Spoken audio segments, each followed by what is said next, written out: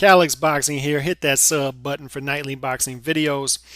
Roman Chocolatito Gonzalez defeated Carlos Cuadras on Saturday night to win his fourth title in his fourth different weight class, and he beat the best fighter at 115 in Carlos Cuadras.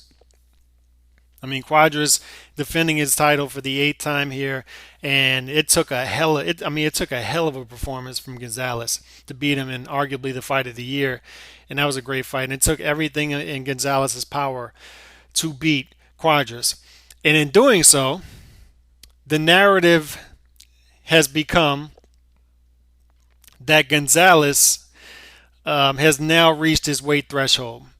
That Cuadras exposed some flaws that Gonzalez had.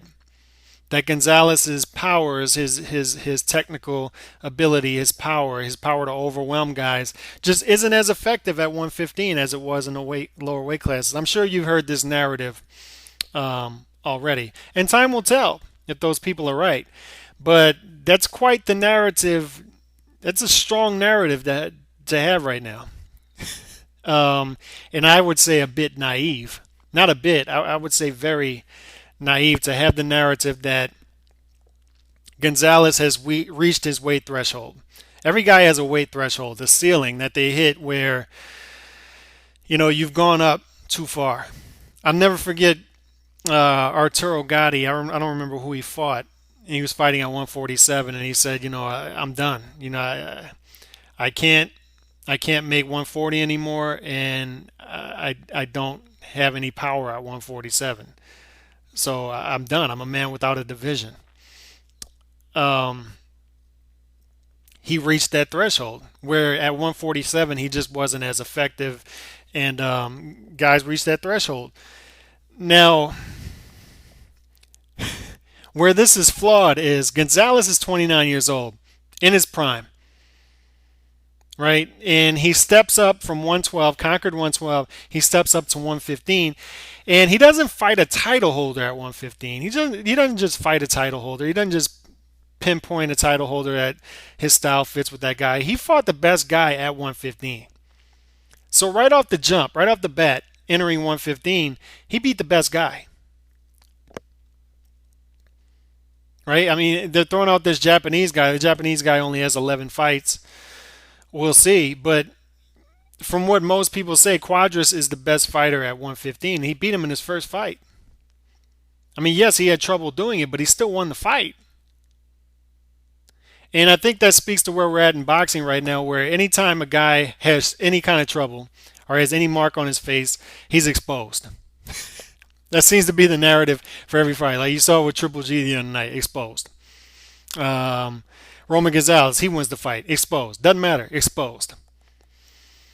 When a guy like Gonzalez steps up and takes a risk and has a little bit of trouble, he's exposed. But when another great fighter fights lesser subpar competition and looks great, he's Superman. I can't call it.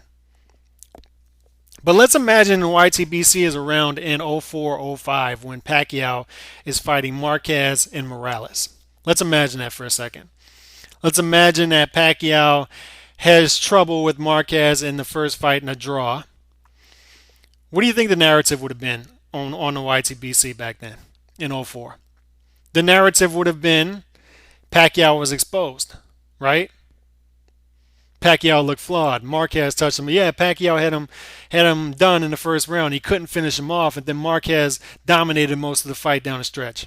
That would have been the narrative, and the narrative would have been Pacquiao has some flaws, and he'll never be a guy who steps up in weight class. The narrative wouldn't have been. I could definitely see Pacquiao moving up to junior middleweight at some point. People would have thought you were crazy if you'd have said that back then. In 05, when he loses to Morales at 130, the narrative would have been once again, oh, he stepped up from 126 to 130, and he looked flawed. He got exposed. He lost to Morales. That would have been the narrative back then. Morales switches to southpaw in the final round and still beats him and made him look bad. And I'll never see this is Pacquiao's threshold, 130. He'll never move up in weight. That would have been the narrative back then. And not comparing Chocolatito's talent level to Pacquiao's, because I don't know if it's there. Only time will tell. Pacquiao's an all-time great, a legend, and Chocolatito's not there, not yet. Maybe one day, I don't know.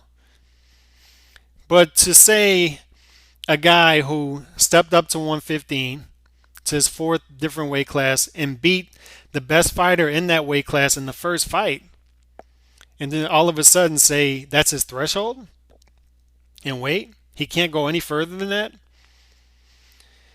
And that's to say styles don't make fights.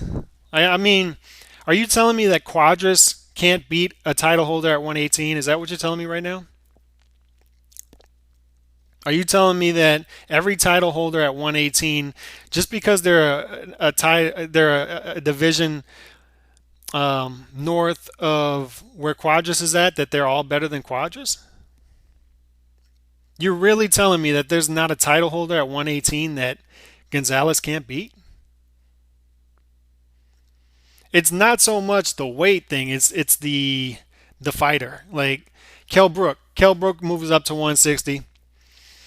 Got beat down by Triple G, but in doing it, he impressed the hell out of me because I didn't expect that much out of him, to be honest. And he still got beat down though. You still saw that the weight that Triple G's power was too much for him. However, in watching it, I still said, you know what? I could see Kell Brook giving Billy Joe Saunders some problems. I could see Kell Brook maybe matching up well with Danny Jacobs. I could understand that. So it's not so much the weight that Kell Brook had a problem with; it's the fighter. He had a Triple G threshold. He didn't have a middleweight threshold. Not that I see. I see title holders that I think Kell Brook at 160 that I think Kell Brook could possibly pick off.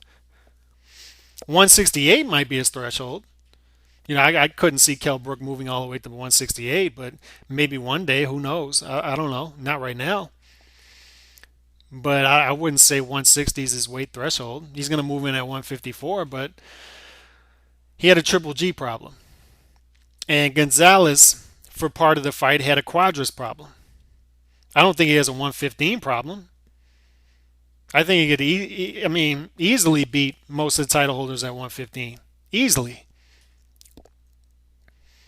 And to say he has a problem with one fighter at 115 that he still beats, and all of a sudden he was somehow exposed to the point where I think that's his threshold. I think he can't go any further north than that. That's it. That's it. I think that's naive. Whether he could go he would have to go all the way up to 130 to match what Pacquiao did for eight titles in eight divisions. So that may be a stretch. It may be. But who's to say where we'll be 3 years from now with this guy? 29 in his prime.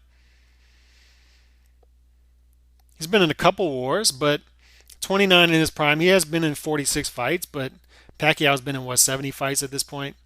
I don't know. Maybe he'll age quicker than Pacquiao. I'm not sure. But to say he can at least reach six titles in six divisions, I think you'd be a little naive to say that. I mean, at 118 at least, five at least. And then as he naturally gets bigger each year, who's to say where he'll be at 33, 34, what weight he'll be at? I guarantee it's not going to be 115. Maybe 118, and he could step up to 122. And who knows? Who knows 126 and 130, who will be there, what title holders will be there. He may match up well with those guys, and he may slow down to where he can't do it. But to say that at 29 years old in his prime that 115 is his threshold, I don't see it. I don't see it. Y'all let me know what y'all think. Am I crazy? Can he not go up to 118, 122, possibly 126 and 130 in the future, 5 years down the line? I don't think his threshold is 115.